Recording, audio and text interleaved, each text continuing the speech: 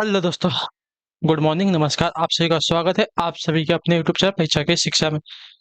उम्मीद कर रहा हूँ, आशा कर रहा हूँ कि आप सभी जो स्वस्थ हैं, कुशल मंगल है, तैयारी जो है बढ़िया और अच्छे तरीके से आप सभी लोग करते। जो भी क्लास में फर्स्ट टाइम आए हैं, पहली बार आए नए उनको को बता दें, हमारे चैनल पर जो है आपकी UP triple S PT exam 2025 की जॉब की तैयारी चाहते हो, डेली बेसिस पे रेगुलर करवाई जाए, तो जिसे भी तैयारी पूरी करनी है, कंप्लीट करनी है, चैनल को सब्सक्राइब करके हमारे साथ जुड़ जाइए। ठीक है, क्लास का समय देखिए, जीके जीएस की जो क्लास है सुबह 10 बजे डेली आप सभी को देखने को मिलती है। मैथ्स वगैरह आपकी क्लास जो है दोपहर को 2 बजे, हिंदी की जो क्लास है शाम को 7 बजे आप सबको हमारे चैनल पर देखने को मिलती है। इसी टाइम पर आप सबको क्लास से जुड़ के तैयारी को पूरा और कंप्लीट करना। नीचे डिस्क्रिप्शन में आप सबको इंस्टाग्राम टेलीग्राम का लिंक मिलेगा, तो आप इंस्टाग्राम पे फॉलो कर लीजिएगा और टेलीग्राम चैनल को ज्वाइन कर लिया। टेलीग्राम चैनल पर डेली बेसिस पे क्लास का अपडेट और आपका एग्जाम का अपडेट जो है देखने को मिल जाएगा। ठीक है, 6 और 7 सितंबर को क्या है आपका एग्जाम डेट है। क्लियर है, चलिए क्लास स्टार्ट करेंगे। वैसे ही लेट हो चुका है, आज की क्लास जो है थोड़ी सी लेट आई है। ठीक है, चलिए क्लास स्टार्ट करें। तो पहला क्वेश्चन आपके सामने दिया है। क्लास स्टार्ट करने से पहले सभी से रिक्वेस्ट है कि जिसने अभी तक क्लास को लाइक नहीं किया लाइक करेंगे, शेयर नहीं किया शेयर करेंगे, जिसने अभी तक चैनल को सब्सक्राइब नहीं किया सब्सक्राइब कर लीजिएगा। ठीक है, अभी जो है हमें कम से कम 9 से 10 सब्सक्राइबर्स हो चाहिए, तो हमारे जो है 10 के कंप्लीट हो जाएगा। ठीक है, तो जिसे भी लगता है कि चैनल को सब्सक्राइब करना चाहिए वो लोग जो है चैनल को सब्सक्राइब कर लीजिएगा। ठीक है, और जल्दी से अपना जो फर्स्ट माइलस्टोन है हम लोग अपना कंप्लीट करेंगे। ठीक है, फर्स्ट माइलस्टोन जो है हमारा 100 के का, सॉरी 10 के का है। इसको आप लोग जल्दी से कंप्लीट करवाइए, सब्सक्राइब कर लीजिए जिसने भी अभी तक नहीं किया है। ठीक है, जिसको लगता है वही करेगा, जिसको नहीं लगता है कोई दिक्कत नहीं, मत कीजिएगा। ठीक, क्लास अच्छी लगी तो सब्सक्राइब कर लीजिए। ठीक है, निम्नलिखित में से कौन से सिंधु घाटी सभ्यता का महत्वपूर्ण स्थान नहीं है, बताइए।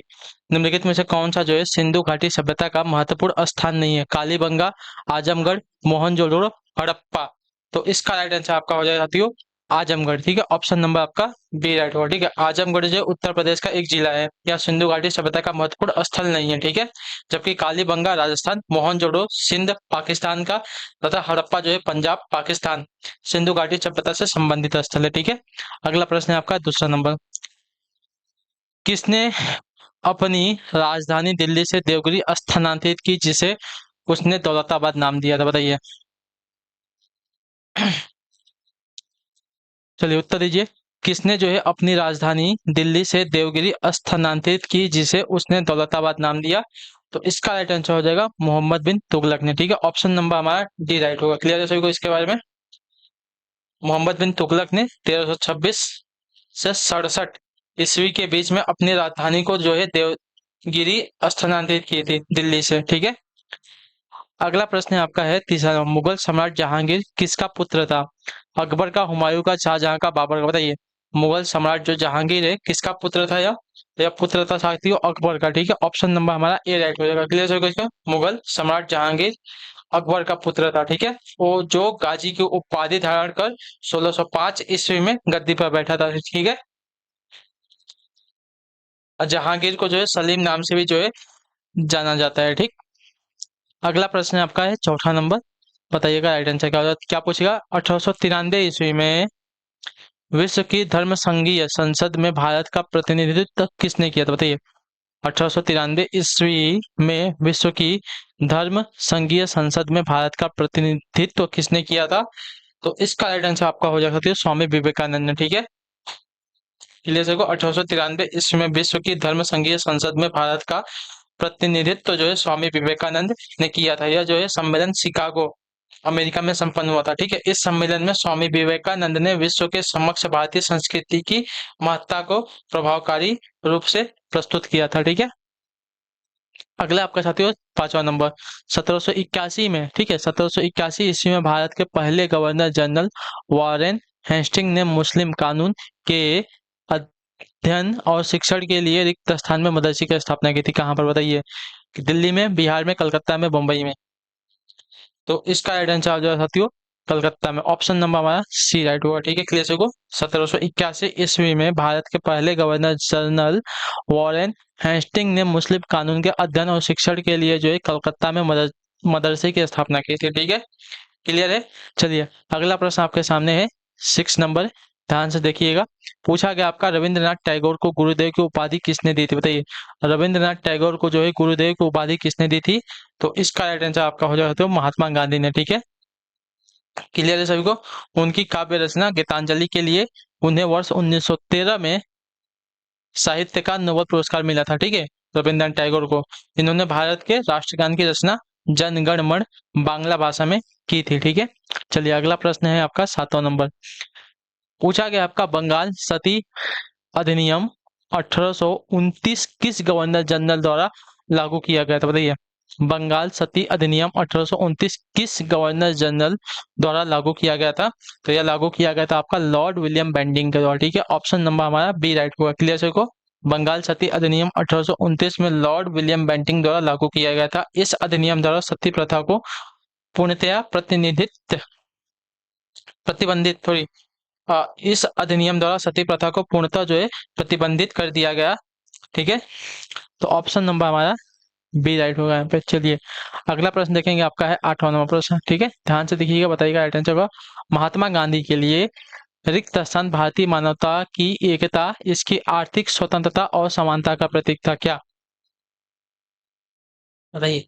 तो महात्मा गांधी के लिए क्या, तो आपका राइट आंसर होगा खादी, ठीक है। महात्मा गांधी के लिए खादी जो है भारतीय मानवता की एकता, इसकी आर्थिक स्वतंत्रता और समानता का प्रतीक था, ठीक है। क्लियर है। चलिए क्वेश्चन नंबर 9 पूछा गया आपका अखिल भारतीय मुस्लिम लीग की स्थापना किस वर्ष हुई थी, बताइए। अखिल भारतीय मुस्लिम लीग की स्थापना किस वर्ष हुई थी, इसका सही उत्तर दीजिए।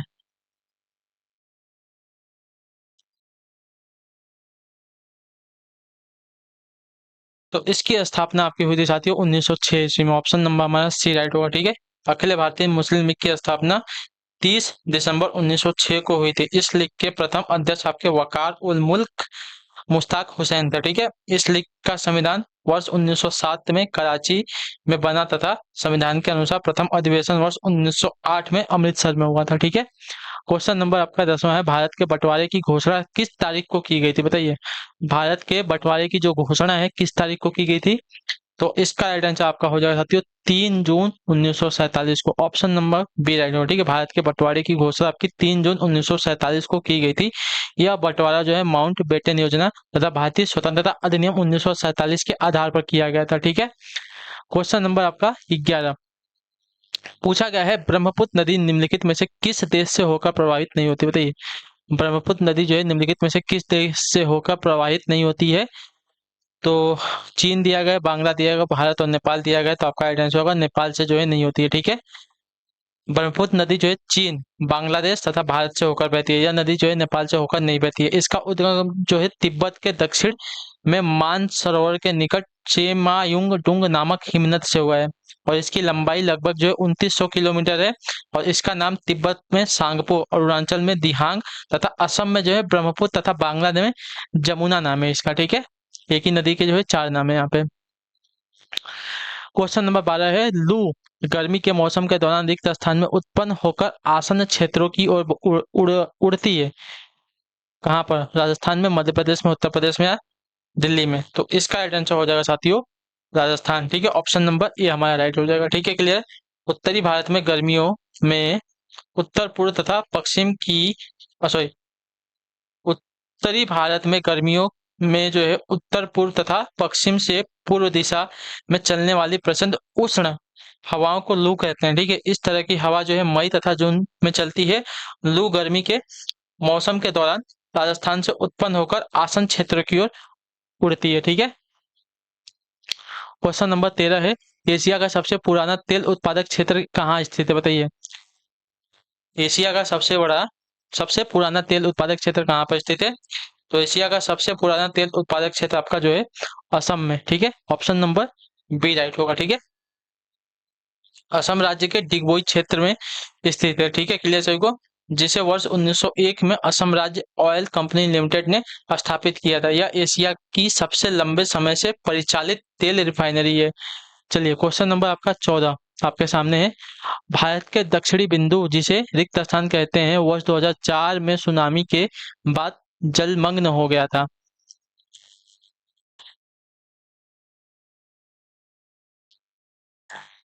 कब से? तो आपका राइट आंसर साथियों इंदिरा पॉइंट, ठीक है। ऑप्शन नंबर ए राइट होगा। क्लियर सभी को इसके बारे में।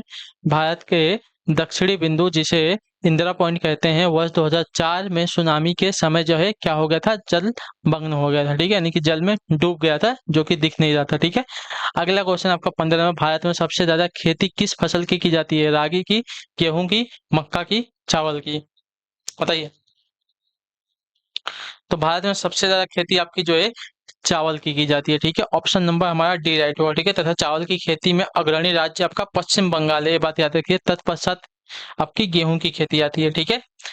अगला क्वेश्चन आपका है 16 नंबर, अंबेडकर विश्व रोजगार योजना के अंतर्गत सामान्य श्रेणी लाभार्थियों के लिए उपलब्ध इकाई लागत प्रतिशतता एवं अधिकतम आर्थिक सहायता धनराशि क्या है।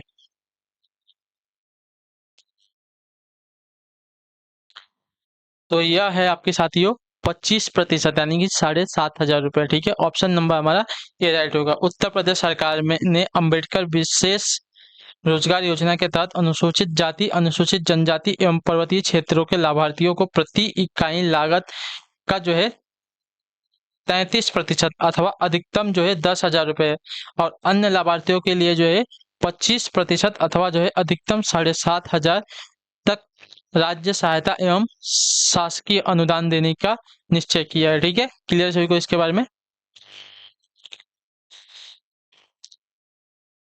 किसके लिए पूछा गया, सामान्य श्रेणी के लाभार्थियों के लिए, ठीक है। इकाई लागत एवं अधिकतम आर्थिक सहायता ना, तो अन्य के लिए जो है 25% और 7,500 तक धनराशि, और जो है अनुसूचित जाति, अनुसूचित जनजाति और पर्वतीय क्षेत्रों के जो लाभार्थी है उनके लिए जो है 33% और अधिकतम जो है 10,000 तक की राशि देने का सहायता प्रदान की है, ठीक है। अगला क्वेश्चन आपका 17 नंबर, एक सहकारी समिति के गठन के लिए न्यूनतम कितने सदस्यों की आवश्यकता होती है, बताइए। एक सहकारी समिति के गठन के लिए न्यूनतम कितने सदस्यों की आवश्यकता होती है, तो इसका राइट आंसर आपका हो जाएगा साथियों 10, ठीक है। ऑप्शन नंबर हमारा डी राइट होगा, ठीक है। क्लियर सभी को इसके बाद, एक सहकारी समिति के गठन के लिए न्यूनतम जो है 10 सदस्यों की आवश्यकता होती है, ठीक है। क्लियर है। सहकारी समिति एक स्वैच्छिक संगठन होता है जो अपने साझा उद्देश्यों तथा सामाजिक, आर्थिक, सांस्कृतिक के लाभ के लिए स्वेच्छा से एक दूसरे का सहयोग करता है, ठीक है। चलिए अगला क्वेश्चन आपका 18, सकल राष्ट्रीय आय हमेशा निवल राष्ट्रीय आय से अधिक होती है, क्योंकि इसमें सम्मिलित होता है क्या। सकल राष्ट्रीय आय जो है हमेशा जो है निवल राष्ट्रीय आय से अधिक होता है, इसका रीजन क्या है, क्योंकि इसमें सम्मिलित क्या होता है, तो इसमें सम्मिलित होता है पूंजी खपत भत्ता, ठीक है। क्लियर सभी को, हाँ या ना। किसी देश के उत्पादन व्यवस्था के अंतिम उपभोक्ता के हाथों में जाने वाली वस्तु या देश के पूंजीगत संसाधनों के विशुद्ध जोड़ को राष्ट्रीय आय कहते हैं, तथा किसी देश के नागरिकों के सकल घरेलू एवं विदेशी उत्पादन को जो है सकल राष्ट्रीय आय कहा जाता है, ठीक है। तो सकल राष्ट्रीय आय हमेशा जो है निवल राष्ट्रीय आय से अधिक होती है, क्योंकि इसमें जो है पूंजी खपत भत्ता भी सम्मिलित होते हैं। सकल राष्ट्रीय आय देश की आय का एक पैमाना है, जबकि सकल घरेलू उत्पाद जो है केवल घरेलू स्रोत से प्राप्त आय की गणना करता है। क्वेश्चन नंबर आपका 19 नंबर, वर्ष 1965 में निम्नलिखित में से किस कृषि उपज के लिए न्यूनतम समर्थन मूल्य पहली बार घोषित किया गया, बताइए। इसका राइट आंसर क्या हो जाएगा, वर्ष 1965 में निम्नलिखित में से किस कृषि उपज के लिए जो है न्यूनतम समर्थन मूल्य पहली बार घोषित किया गया, तो इसका राइट आंसर आपका हो जाएगा साथियों कपास की खेती के लिए, ठीक है। ऑप्शन नंबर हमारा ए राइट होगा। क्लियर सभी को, वर्ष 1965 में कपास की उपज के लिए न्यूनतम समर्थन मूल्य पहली बार घोषित किया गया था, ठीक है। अगला प्रश्न आपका 20 नंबर, निम्नलिखित में से किस देश की प्रजनन दर विश्व में सर्वाधिक है, आंग्लो की, माली की, सोमालिया की या नाइजीरिया की, तो इसका आंसर हो जाती है माली की, ठीक है। ऑप्शन नंबर हमारा बी राइट होगा, ठीक है। माली देश की प्रजनन दर जो है विश्व में सर्वाधिक है। चलिए क्वेश्चन नंबर आपका 21 नंबर बताने की कोशिश करेंगे राइट आंसर का, बानवे संशोधन अधिनियम के माध्यम से भारतीय संविधान की 8वीं अनुसूची में निम्नलिखित भाषाओं में से किसे शामिल नहीं किया गया है, तो इसका राइट आंसर आपका हो जाएगा साथियों कन्नड़ को, ठीक है। ऑप्शन नंबर हमारा डी राइट होगा। क्लियर से को 52वें संशोधन अधिनियम के माध्यम से भारतीय संविधान की 8वीं अनुसूची में जो है कन्नड़ भाषाओं को सम्मिलित नहीं किया गया है, शामिल नहीं किया गया। अगला क्वेश्चन आपका है 22 नंबर, उत्तर बताने की कोशिश करेंगे। आंसर क्या होगा? राज्य के मुख्यमंत्री के बारे में निम्नलिखित में से कौन सा तथ्य सत्य नहीं है? तो देखिए, राज्य स्तर पर मुख्यमंत्री का पद केंद्र के राष्ट्रपति के पद के समरूप होता है, गलत हो जाएगा, ठीक है। राष्ट्रपति का समरूप हमारा जो है राज्यपाल होता है, ठीक है, मुख्यमंत्री नहीं होता है। मुख्यमंत्री जो है प्रधानमंत्री के समरूप होता है, इतना याद रखिएगा। राज्यपाल केवल उन व्यक्तियों को मंत्री नियुक्त करता है जिनके लिए मुख्यमंत्री सिफारिश करता है, सही बात है, ठीक है। मुख्यमंत्री राज्य योजना बोर्ड का अध्यक्ष होता है, ये भी सही बात है। राज्यपाल द्वारा मुख्यमंत्री को तब तक निष्कासित नहीं किया जा सकता जब तक उसके पास विधानसभा में बहुमत प्राप्त है, ठीक है, ये भी सही बात है। चलिए, अगला है आपका 23वां प्रश्न। संसद के 2 सत्रों के बीच का अधिकतम अंतराल रिक्त स्थान हो सकता है, कितने का हो सकता है? संसद के 2 सत्रों के बीच का अधिकतम अंतराल जो है कितने वर्षों का हो सकता है? तो यह हो सकता है साथियों कम से कम जो है 6 माह का, यानी कि 6 महीने का, ठीक है। ऑप्शन नंबर हमारा बी राइट हो जाएगा। क्लियर है। अगला क्वेश्चन देखिए, संसद के 3 सत्र प्रतिवर्ष आयोजित होते हैं। बजट सत्र, उसके बाद मानसून सत्र, उसके बाद आपका शीत सत्र, ठीक है। तो संसद के 2 सत्रों के बीच अधिकतम समय जो है, समय का अंतराल जो है 6 महीने से अधिक नहीं हो सकता है। अगला प्रश्न आपका है 24वां प्रश्न। भारत के राष्ट्रपति द्वारा राज्यसभा के कितने सदस्यों को नामित किया जा सकता है? इसके बारे में मैंने आपको बताया था, तो इसका आंसर आपका हो जाएगा साथियों 12, ठीक है। क्लियर सर को राज्यसभा के कितने सदस्यों को राष्ट्रपति के द्वारा नामित किया जा सकता है? तो 12, इतना याद रखिएगा। और लोकसभा के, तो लोकसभा के सिर्फ 2, ठीक है। चलिए अगले क्वेश्चन की तरफ बढ़ेंगे आपका साथियों। 25 नंबर, भारत के संविधान में मौलिक अधिकारों को पारित करने का विचार किस देश के संविधान से प्रेरित था? तो इसका राइट आंसर हो जाएगा साथियों आपका अमेरिका के संविधान से, ठीक है। ऑप्शन नंबर हमारा बी राइट होगा, ठीक है। भारत के संविधान में मौलिक अधिकारों को जो है पारित करने का विचार अमेरिका के संविधान से प्रेरित, अर्थात मौलिक अधिकारों का उपबंध जो है अमेरिका के संविधान से लिया गया है। इसका उल्लेख जो है भारतीय संविधान के भाग 3 में अनुच्छेद 12 से 35 तक जो है किया गया है, ठीक है। क्वेश्चन नंबर 26 है आपके सामने। प्रकाश संश्लेषण की प्रक्रिया में प्रकाश के अवशोषण के लिए क्या जिम्मेदार है? तो इसके लिए आपका जिम्मेदार है साथियों क्लोरोफिल। ऑप्शन नंबर हमारा ए राइट होगा, ठीक है। क्लोरोफिल पौधों की पत्तियों में पाया जाने वाला वह हरा रंग का वर्णक है, ठीक है। प्रकाश संश्लेषण की प्रक्रिया में प्रकाश के अवशोषण के लिए क्लोरोफिल जिम्मेदार है। प्रकाश संश्लेषण की क्रिया के लिए आवश्यक है आपका कार्बन डाइऑक्साइड, जल, क्लोरोफिल और सूर्य प्रकाश, ठीक है। अगला प्रश्न 27 नंबर, एंजियोप्लास्टी साफ करने की एक प्रक्रिया है, क्या बताइए? एंजियोप्लास्टी जो है क्या साफ करने की एक प्रक्रिया है? तो आपका राइट आंसर हो जाती है अवरुद्ध हृदय धमनियों को, ठीक है। ऑप्शन नंबर हमारा सी राइट होगा, ठीक है। क्लियर देखो, एंजियोप्लास्टी एक प्रक्रिया है जिसका प्रयोग हृदय की अवरुद्ध धमनियों को खोलने के लिए किया जाता है, ठीक है। इसके अंतर्गत जहां धमनियां अवरुद्ध हो जाती हैं वहां धमनी को फैलाने में सहायता करते हुए अस्थायी रूप से एक छोटे गुब्बारे की निविष्ट करने और फूलने की प्रक्रिया शामिल है, ठीक है। चलिए 28वां प्रश्न, सोडा अम्ल अग्निशामकों में रिक्त स्थान प्रयुक्त होता है, क्या प्रयुक्त होता है? तो देखिए, सोडा अम्ल अग्निशामकों में अलग अलग पात्रों में सोडियम हाइड्रोजन कार्बोनेट यानी कि NaHCO3 शामिल होता है, ठीक है। NaHCO3 सोडियम हाइड्रोजन कार्बोनेट और सल्फ्यूरिक अम्ल के विलयन के रूप में होता है यह, ठीक है। अगला प्रश्न आपका 29 नंबर, एक विद्युत विभव के अंतर्गत कोलाइड कणों की गति क्या कहलाती है? बताइए। एक विद्युत विभव के अंतर्गत कोलाइड कणों की गति क्या कहलाती है? तो यह आपकी कहलाती है साथियों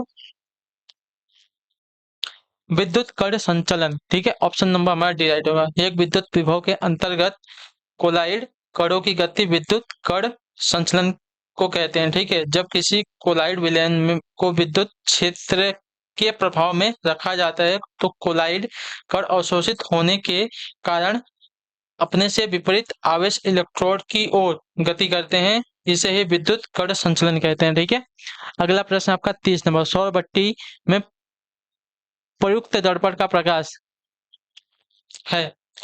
सौर भट्टी में प्रयुक्त दर्पण का प्रकाश है उत्तल दर्पण का, अवतल दर्पण का, बेलनाकार दर्पण का या समतल दर्पण का। तो इसका राइट आंसर हो सकती है अवतल दर्पण का। ठीक है, ऑप्शन नंबर हमारा बी राइट होगा। ठीक है, सौर भट्टी में प्रयुक्त दर्पण का प्रकाश आपका अवतल दर्पण का होता है। ठीक है, ऑप्शन नंबर बी आपका सही हो जाएगा। अगला आपका 61 नंबर, थॉमस कप निम्नलिखित में से किस खेल के साथ जुड़ा हुआ है।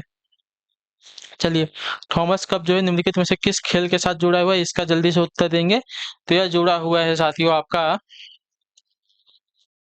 बैडमिंटन के साथ। ठीक है, ऑप्शन नंबर हमारा बी राइट होगा। ठीक, क्लियर है। थॉमस कप जो है पुरुष बैडमिंटन खेल के साथ आपका संबंधित है। ठीक है, इसकी स्थापना सर जॉर्ज थॉमस ने वर्ष 1949 में की थी। वहीं उबेर कप आपका महिला बैडमिंटन से जुड़ा हुआ है। ठीक है, अगला प्रश्न है आपका 62 नंबर, डेज ऑफ ग्रेस किस badminton sorry days of grace किस टेनिस लीजेंड की आत्मकथा है, बताइए।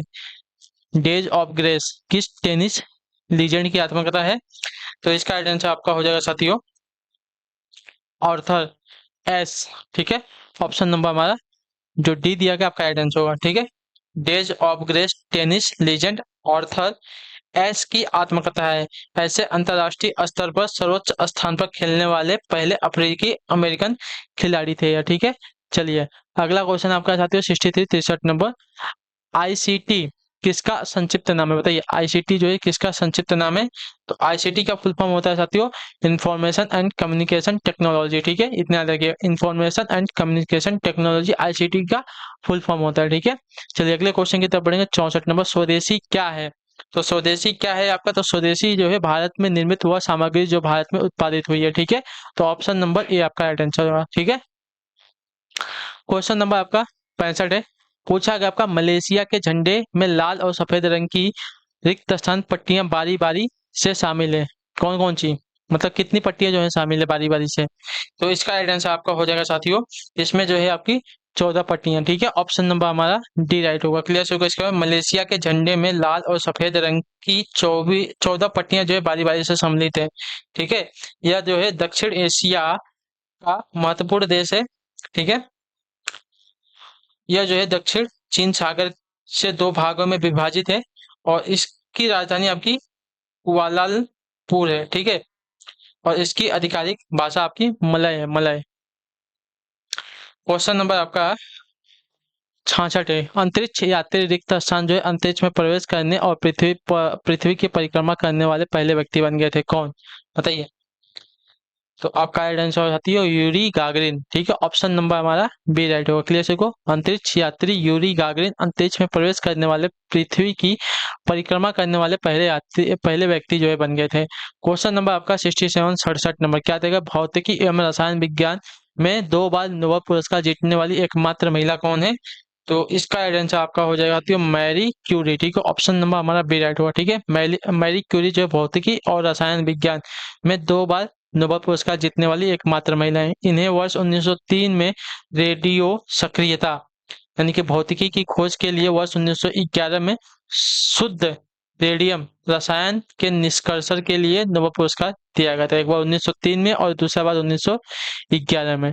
अगला प्रश्न आपका 68 नंबर, आप रुक्मणी देवी अरुंडेल के बारे में क्या जानते हैं, बताइए। आप जो है रुक्मणी देवी अरुंडेल के बारे में क्या जानते हैं।